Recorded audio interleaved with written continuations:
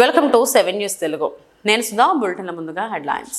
పెదపారపూడి మండలం పెదపారపూడి గ్రామంలో పామూరు నియోజకవర్గ శాసనసభ్యులు వరలకుమార్ రాజు గారి జన్మదిన వేడుకలు వృద్ధాశ్రమంలో చేయడం జరిగింది.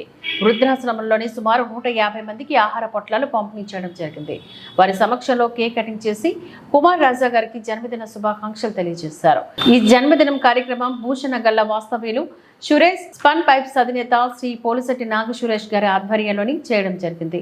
ఈ సందర్భంగా సురేష్ గారు మాట్లాడుతూ వరలరాజు చేస్తున్న సుపరిపాలన ప్రజలకు మరింత చేరువ కావాలని, ఆయన నిండి నూరేర ఆరోగ్యాలతో ఉండాలని కోరడం జరిగింది.